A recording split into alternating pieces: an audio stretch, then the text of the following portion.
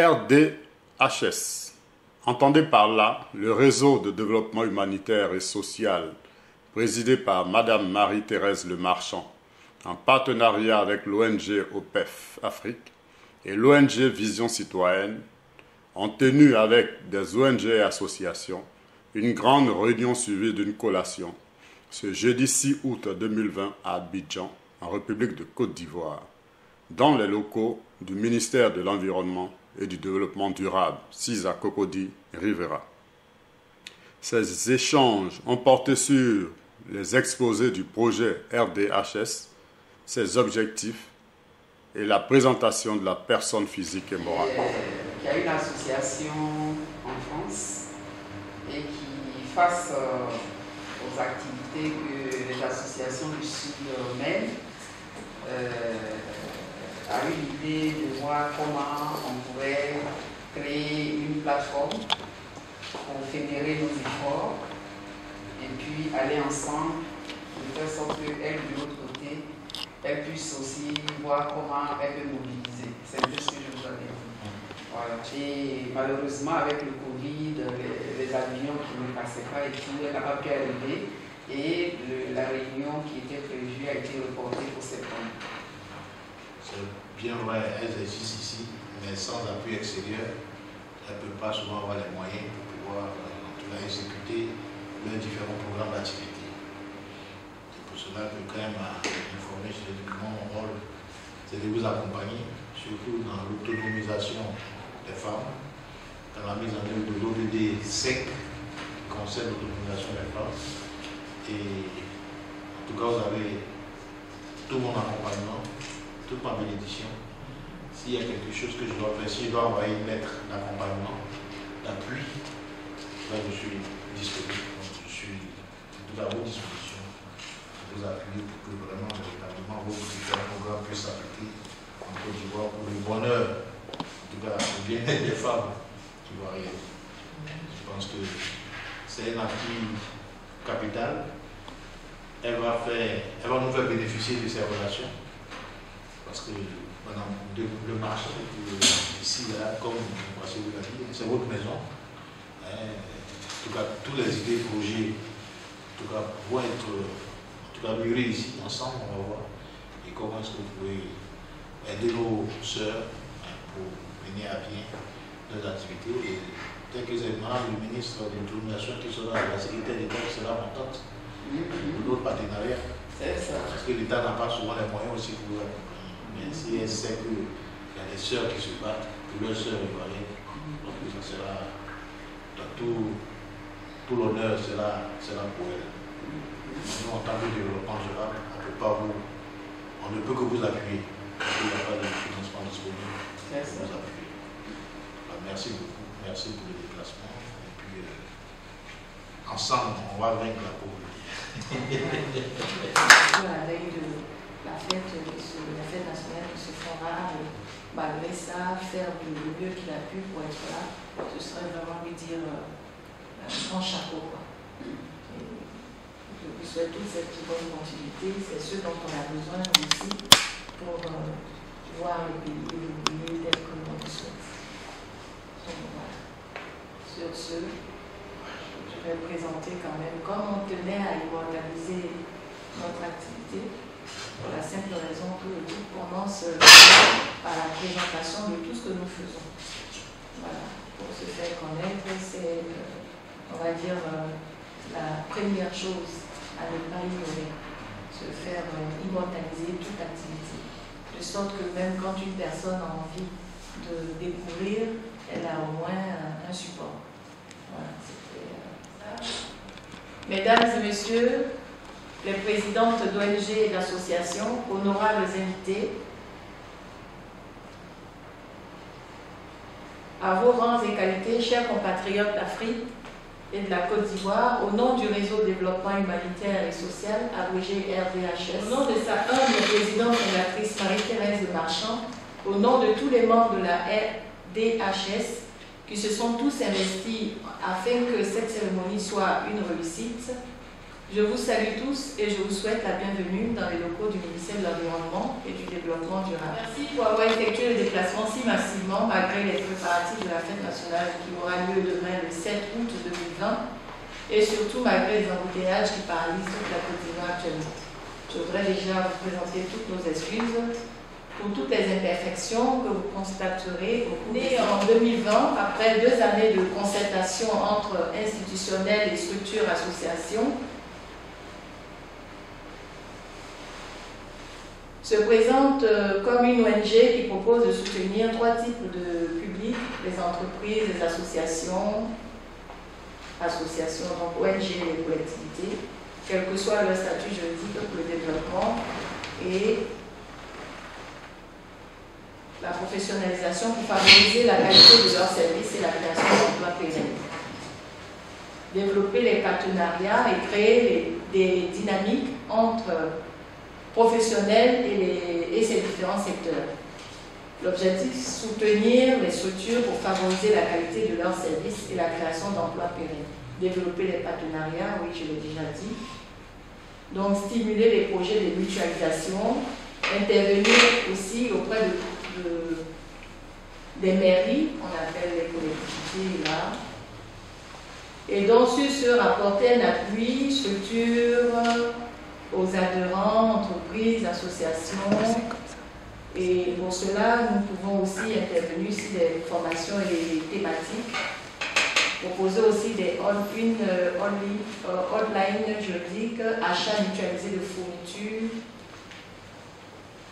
afin de réduire l'isolement et la précarité. Madame Kwasi l'a dit tout à l'heure, sans qu'on ait intervenu vraiment sur, qu'on ait échangé sur les objectifs réels. Mais on parlait tantôt en disant, sans le développement, on a en face de nous la dignité humaine qui perd son sens, de la sorte qu'on est exposé à la pauvreté, on est exposé aussi à l'inégalité du genre et sociétal, et donc on ne parle plus de paix et de justice dans cette situation qui nous conduit tout droit à des dépravations qu'on saurait citer ici. Donc la RDHS se donne, si vous voulez, mission de détecter un peu les problématiques dans tous ces secteurs et ensemble mutualiser pour bâtir une stabilité autour de ces différentes structures qui se créent, les ONG, les associations. Les quelques présidentes présentes ici peuvent le témoigner. La motivation est là, la vision est là, mais parfois le fait qu'elles soient isolées ou même confrontées toutes seules à leurs problématiques qu'elles n'ont pas créées, qu'elles subissent, fait qu'elles ne sont pas efficaces. Donc il faut essayer de présenter un aspect qui nous permet de nous réunir de sorte que nous puissions être à l'écoute de chacune de ces associations et de ces ONG, des entreprises aussi, parce que quand on parle d'ONG, on parle d'associations, c'est le côté bénévolat, le fait que nous ne soyons pas, ces structures ne régénèrent pas de l'aspect pécunier, mais les mêmes problématiques se rencontrent aussi avec les entreprises, même si elles font aussi ce qu'on appelle, si elles régénèrent même des finances, elles sont quand même confrontées à des difficultés que on ne saura définir ici. Donc toujours est-il qu'il faut encourager les assemblées, il faut encourager les groupements, il faut encourager toutes les structures qui veulent se donner une vision de développement. Donc voilà un peu l'objectif en un mot du projet que nous avons en préparation, parce que tout ça n'est que un cocktail d'idées qui se met en place, mais qui au fur et à mesure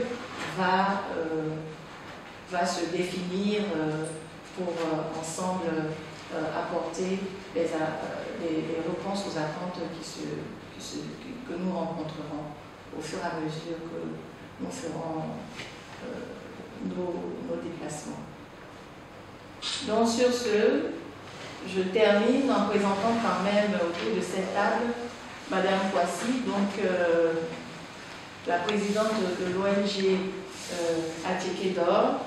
Elle a sa trousse, mais aujourd'hui, c'est le produit Attiéké d'Or qu'elle va nous présenter, parce que l'objectif, c'est aussi que nous sachions ce que chacune de ces associations fait et ce qu'elle compte nous apporter aussi sur la place nationale. Et surtout, avec elle, découvrir aussi ce sur lesquels elles ont travaillé longtemps, parce qu'on n'est pas censé souvent savoir leurs expériences. Donc, je vais laisser peut-être la parole à Madame Kouassi.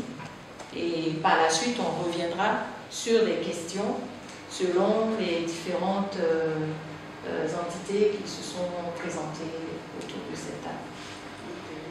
Merci Madame Le Marchand. Moi je suis donc Madame Kouassi Cécile Aouma de l'ONG OPEIF Afrique, Organisation pour la promotion de l'entrepreneuriat industriel féminin en Afrique. Et c'est une ONG qui a été créée en 1999 à la suite d'un voyage en Inde et au Sri Lanka organisé par l'Union africaine, la Commission économique de l'Union africaine, qui avait pour objectif de faire en sorte que les femmes africaines engagées dans l'agroalimentaire puissent former une masse critique de femmes pour l'industrialisation de l'Afrique. Et donc nous, depuis notre retour, ça fait des années, nous avons cherché à mettre en place un dispositif de production au niveau de l'agriculture, de la transformation, donc valoriser la chaîne de valeur du manioc. Et c'est ce produit-là qui est là. Aujourd'hui, nous avons un projet avec le Fonds de l'environnement mondial, puisque le directeur général est là. Il sait qu'aujourd'hui, on ne peut pas parler de l'agriculture sans parler d'impact environnemental. Et nous voulons lancer un produit bio, de l'Attiéké bio, à travers l'Attiéké d'Or. Et le projet est en cours. C'est un projet qui a déjà eu un financement avec le Fonds de l'environnement mondial, qui est accompagné par l'ONUDI, l'Agence des Nations Unies pour le développement industriel, et qui va bientôt permettre qu'on y aille. Donc, je vous remercie.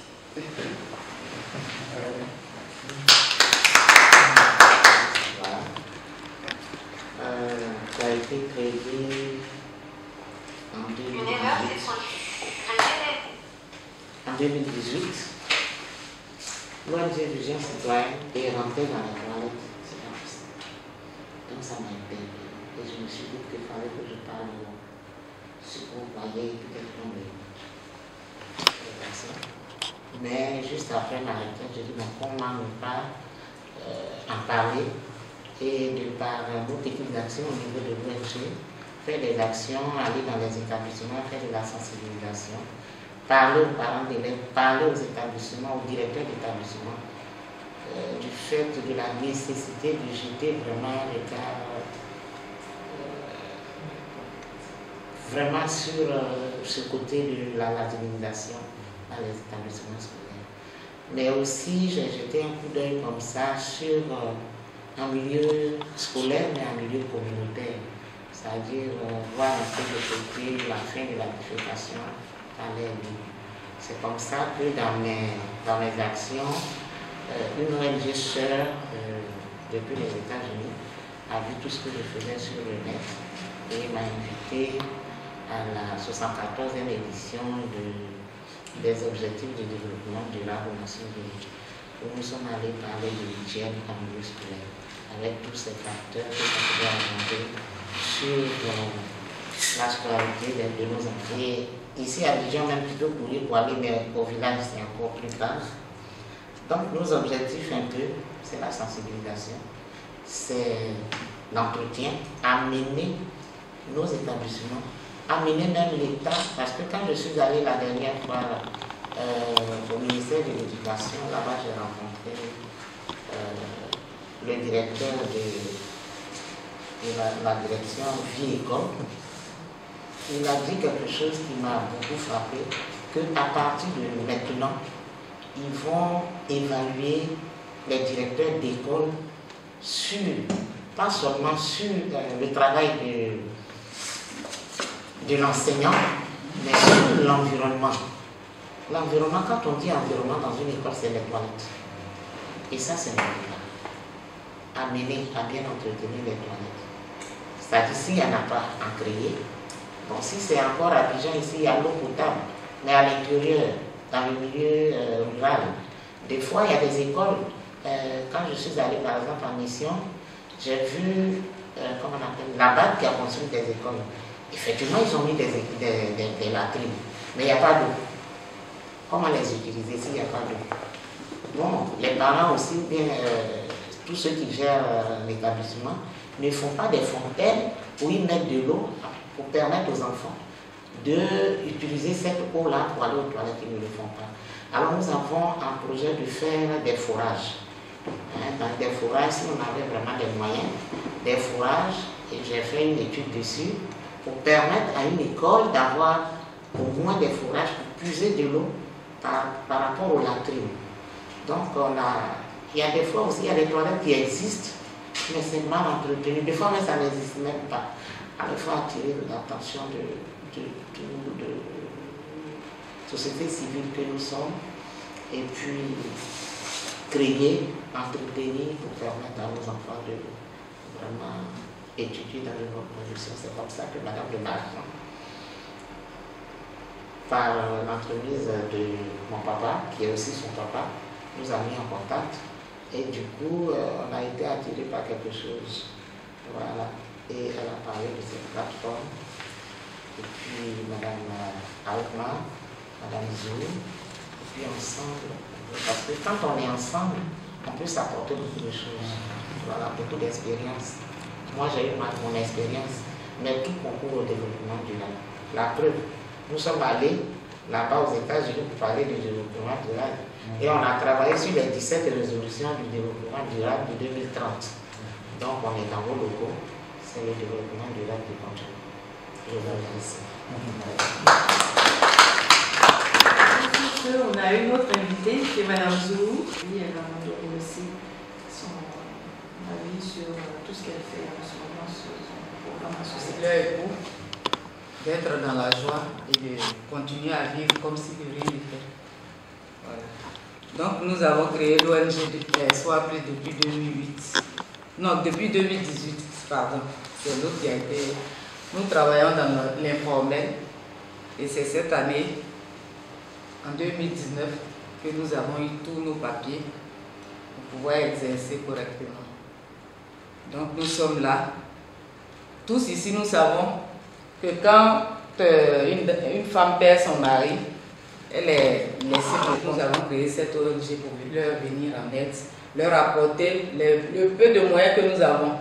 En ce moment, nous n'avons rien, mais nous nous débrouillons quand même pour leur donner ce que nous pouvons. C'est pour ça que pendant la situation de la Covid, nous sommes allés dans 2 villages, nous avons fait des dons aux veuves. Nous leur avons donné des seaux, des gels, du savon, en tout cas tout ce dont elle a besoin pour éviter la maladie. Voilà.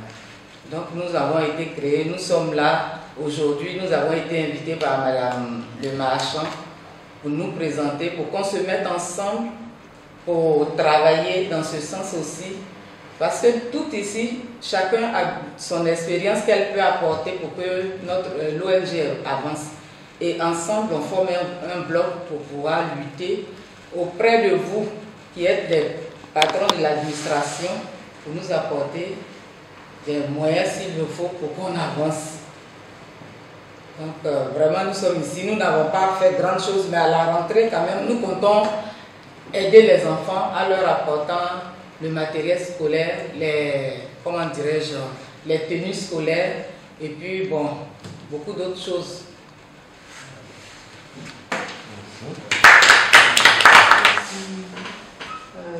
Quelqu'un a quelque chose à rajouter, sinon bien avant, je voudrais juste insister pour dire que, voilà, monsieur le directeur général de l'environnement, les raisons qui emmènent la RDHS à se créer, pour la simple raison que, à écouter toutes ces dames autour de cette table, il y a quand même une raison de s'apporter mutuellement des expériences. L'expérience que Mme Kwasi a, c'est pas la même que j'ai. Et celle que Mme Madou ou Mme Zoulou ont vécu, c'est pas les mêmes que moi j'ai. Pour parler de moi, par exemple, moi je vis en Europe. J'ai pas commencé par ça parce que c'était pas ça à l'ordre du jour. Mais voilà, l'objectif ici, c'était de présenter le produit commun qui est la RDHS, le réseau de développement humanitaire et social, voilà, dans lequel se retrouvent toutes ces différentes structures de par leurs activités et en social. Donc moi, pour me présenter, je suis Madame Le Marchand, née PEHE, et donc je vis en Europe depuis l'année 2000, jusqu'à ce jour, le 15 juin dernier, 15 juin 2020, ça m'a fait 20 ans que je vis en Europe, alors que tout était fait de sorte que je ne me retrouve pas de l'autre côté de la rive, mais c'est fait, je n'ai pas su comment. Bon, c'est parti de la guerre qui a déstabilisé un peu le pays en 2000. Donc j'étais partie pour les vacances et puis voilà, je me vois y rester invité par mon grand frère, je me vois y installer comme ça au fur et à mesure que le temps passe. Et puis voilà, je décide, bon voilà. La situation, elle est là, je n'ai pas le choix, il faut prendre le destin en main. Et donc, dans cette expérience, je m'adresse ou je m'intéresse aux professions, enfin, à ce que je dois faire, parce que je suis là, il faut travailler, faut travailler. Et donc, je constate que toutes mes compatriotes qui sont du côté de l'Europe, au moins 80% sont dans le métier qu'on appelle là-bas le service à la personne. Donc, qui dit service à la personne, c'est voilà, des personnes qui s'occupent de la maison ou des personnes physiques, de sorte que voilà, la maison soit toujours, on va dire, animée, entre guillemets. C'est ce secteur professionnel qui était, entre guillemets, celui-là qui était à leur disposition, parce que, vous savez, quand on part, même un médecin sort d'ici, ces diplômes ne sont pas valorisés. À plus forte raison, voilà, une jeune dame qui part d'ici, bon, tout en oubliant même que là-bas, elle avait encore un aspect professionnel à développer, donc c'était très compliqué. Et donc, ce constat-là s'impose à moi et je me dis, bon, on va essayer comme ça de créer aussi une structure qui embauche. Donc, on va, au lieu d'être dans un statut salarial, on va être dans un statut d'entrepreneur. C'était pas facile, c'était pas gagné, mais on a essayé et on a réussi. Donc en 2010, je crée la structure d'aide à domicile que j'appelle Service Étoile, parce que je sais que toutes les personnes que j'avais rencontrées là-bas, elles travaillaient tellement bien que je dis, ah mais donc les futurs salariés, je les voyais comme des dames dégourdies, très combattantes et tout, et donc déjà je commençais à qualifier leur service de service étoile. Bref, donc c'est comme ça que cette structure naît en 2010, et puis elle existe jusqu'à ce jour, donc elle a 2010-2019, ça va faire quand même 10 ans que nous existons, et donc on va se retrouver à embaucher plusieurs de nos compatriotes parce qu'elles se retrouvent dans notre gestion, elles se retrouvent dans leur organisation, et donc ça se passe très bien. Bon, on ne ferme pas la porte aux autres, parce que là-bas, c'est, voilà, tout est ouvert, on n'a pas le droit non plus de faire de la discrimination, c'est pas ce que je voulais dire, mais c'est juste de favoriser aussi l'entrée professionnelle, donner plus de place à notre communauté, à nos sœurs qui viennent du côté de l'Europe, dans le domaine professionnel qu'elles ont choisi. Donc il faut être acteur et non assistant à tout ce qui se passe. Donc bref, c'est cette expérience, cette belle expérience que nous avons réussi. Et donc aujourd'hui, la structure existe, elle évolue. Et donc dans cette extension d'activité, On a voilà, d'autres projets même du côté de la Côte d'Ivoire, mais qui va voilà, à l'occasion, à une autre opportunité, on pourra présenter cet aspect. Donc voilà un peu ce que j'ai voulu dire. Et donc dans mes différentes rencontres avec ces élèves très compliquées, et il a fallu vraiment avoir ce courage pour réussir ce que nous avons fait. Donc il était quand même important de voir, se pencher aussi, voir un peu comment ça se passe ici au niveau de l'Afrique et de la Côte d'Ivoire en l'occurrence, et ensemble essayer de bâtir quelque chose sur lequel nous allons cette chose-là, sur laquelle nous allons prendre un appui et surtout voilà, faire si possible une extension aux autres contrées, pourquoi pas. Donc elles ont bien voulu répondre à cette invitation. Je tenais vraiment à leur dire merci respectivement et puis dire aussi que à cause du fait que demain, un grand événement qui se prépare, on a plusieurs autres présidents d'associations qui ont manifesté le désir d'être là, mais malheureusement, voilà, n'ont pas pu. Donc, on tenait aussi à leur dire merci parce qu'il y a eu beaucoup de réactions, mais malheureusement, ils n'ont pas pu se déplacer. Et on ne les oublie pas et on pense que la prochaine fois sera la meilleure. On saura trouver un autre espace plus agréable encore, comme vous l'avez dit, monsieur le directeur, et pour ensemble échanger et aboutir surtout à l'objectif qui est se réunir, mutualiser nos énergies, nos expériences pour être plus forts. Parce que tout à l'heure, Madame Madou décrivait encore la situation qu'elle vit quand elle va rencontrer, va à ses visites dans les écoles. Vous voyez que quand on parle d'enfants, quand on parle d'école, tous ici sur la table, nous sommes concernés parce que personne ici ne peut dire qu'il n'a pas d'enfant. Même quand tu n'as pas été mère ou père, tu as quand même des nièces, des cousines, des neveux. Dans tous les cas, tu restes un parent avec voilà, la situation telle que nous la connaissons, surtout chez nous en Afrique. Donc nous sommes vraiment touchés par ce qu'elle nous décrit et devant ce genre de situation, qu'est-ce que nous pouvons faire si ce n'est que nous mutualiser? Parce que même si j'étais riche, même si monsieur le directeur a un grand portefeuille, mais il ne pourra pas parce que ce n'est pas le seul besoin qui se présente à lui. Donc vous voyez que c'est ensemble que nos idées peuvent nous apporter le financement ou les projets, les objectifs que nous voulons atteindre. Voilà, je vous remercie.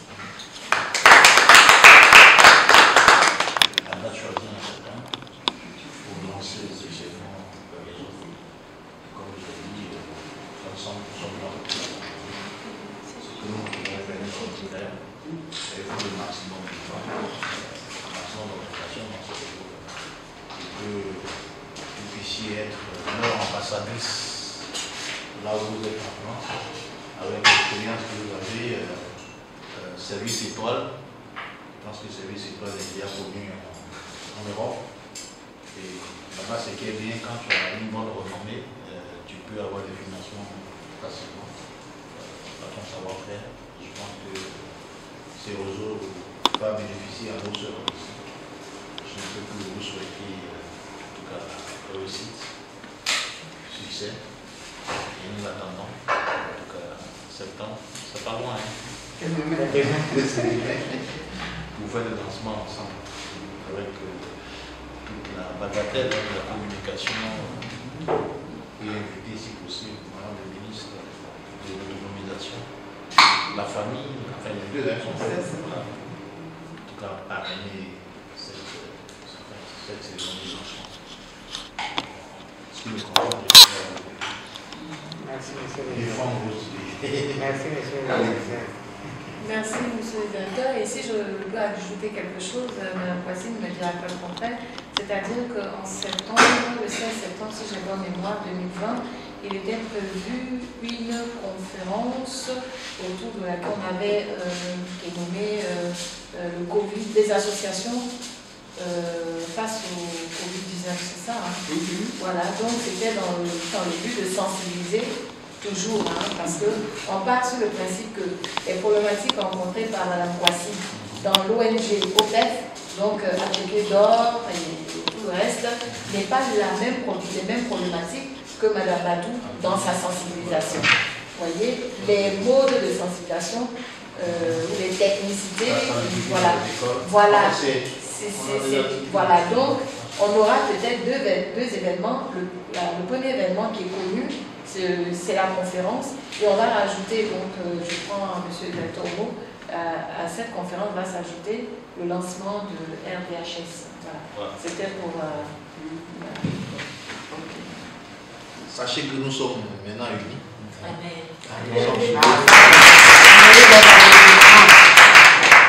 Je ferai tout ce qui est dans le sort pour vous accompagner. Même le lancement en septembre, le 16, c'est ça, non? Oh, oui. On va envoyer le courrier officiel au ministre concerné à cause d'enfants. Pour aussi venir voir ce que vous voulez faire, vos projets. Vous aussi, pourquoi pas leur donner des flyers pour savoir que vous existez. Même des dossiers, même déjà. On a fait des dossiers. Aussi souvent, avec les financements pour vous accompagner. En termes d'hygiène, il y a l'UNICEF aussi qui fait des activités. Il faut que les gens sachent ce que vous faites. C'est ça. Et vous apprenez à vous connaître. C'est ça. On a déposé un dossier à l'UNICEF, une demande dans le domaine de la sensibilisation contre le Covid, là, on juste là, on n'a pas encore répondu. Quand on ne va pas appeler aussi. Je suis Mme Madou Sidoni, présidente de l'ONG Vision Citoyenne, qui a pour objectif hygiène et assainissement en milieu scolaire et communautaire. Et ce soir, nous nous sommes retrouvés ici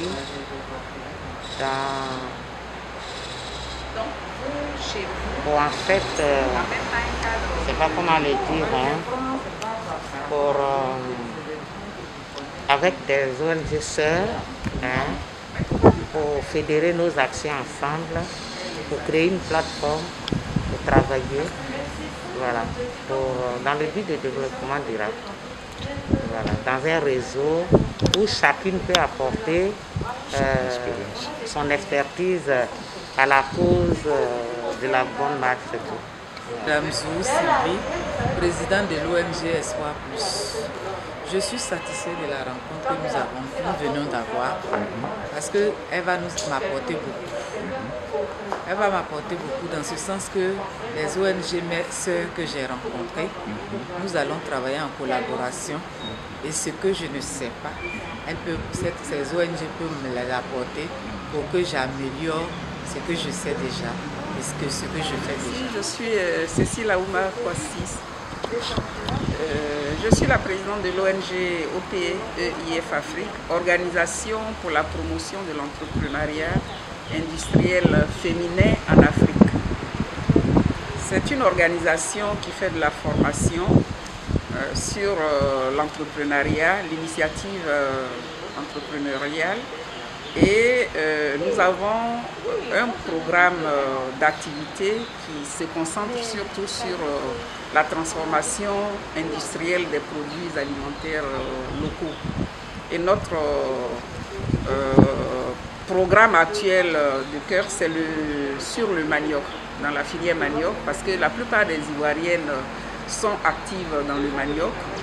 Le manioc est partout, particulièrement à travers sa transformation en akéké. Toute la Côte d'Ivoire le sait. Et donc nous avons une technologie qui a permis de maîtriser la conservation de l'akéké frais et qui l'a fait passer à 2 ans. Et c'est ce programme-là que nous poursuivons et pour lequel nous avons aujourd'hui un financement avec le Fonds de l'environnement mondial et nous sommes accompagnés par l'ONUDI qui va permettre pendant 3 ans de faire un projet pilote à partir duquel la Côte d'Ivoire avec le ministère de l'Environnement et du Développement durable entend développer toute cette filière-là à travers le pays. Voilà en gros pour l'instant ce sur quoi nous sommes et sur lequel nous sommes en train de travailler pour la mise en œuvre de ce projet. Et je continue pour dire que c'est vrai que nous ici, nous avons chacune nos activités. Nous sommes effectivement dans l'entrepreneuriat, la promotion de l'entreprise, parce que c'est l'entreprise qui crée l'emploi. c'est l'entreprise qui fait de la valeur ajoutée, et surtout au niveau de l'entreprise industrielle. Mais particulièrement avec l'initiative de Madame Le Marchand, qui, elle, est de l'autre côté, qui vit en France et qui a une belle expérience de tout ce qui est promotion de l'humanitaire, du développement et du social. On entend vraiment fédérer nos forces pour aller de l'avant, parce qu'à travers son expérience, ajoutée aux expériences des unes et des autres ici en Côte d'Ivoire, je pense que nous allons vraiment apporter à la Côte d'Ivoire quelque chose de très important au niveau des activités des ONG et des associations ivoiriennes. Je vous remercie. Aujourd'hui, nous sommes le 6 août 2020.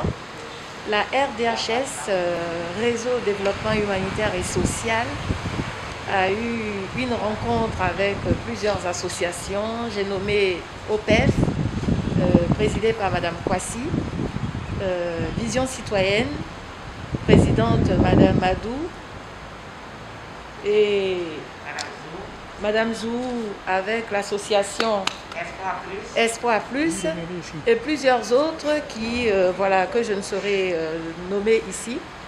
Et je voudrais juste leur dire merci parce qu'elles ont répondu présentes à cette grande rencontre qui sera désormais une rencontre de travail, une rencontre de mutualisation, et pour la simple raison que nous avons eu ensemble à développer les projets communs, et nous nous sommes donné l'objectif de prendre l'envol ensemble.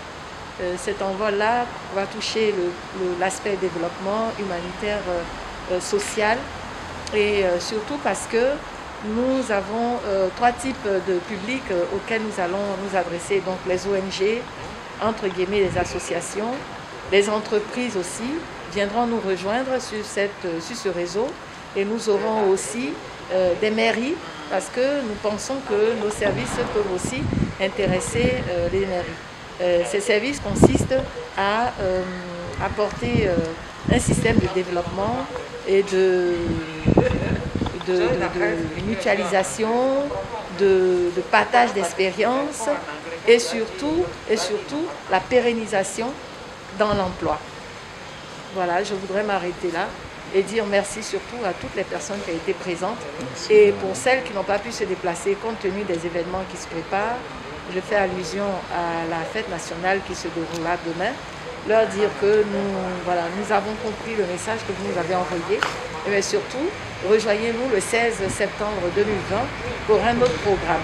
Je vous remercie.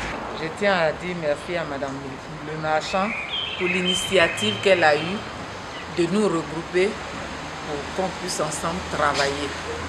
Merci d'abord à Monsieur le Directeur général du développement durable et de l'environnement. Merci à Madame Le Marchand qui a bien voulu, qui a eu cette initiative et qui a créé le réseau. Merci aussi à Madame Kwasi, ces 2 grandes dames auprès desquelles nous allons apprendre beaucoup de choses. Chacun va apporter du sien pour que ensemble nous puissions avancer. Je vous remercie.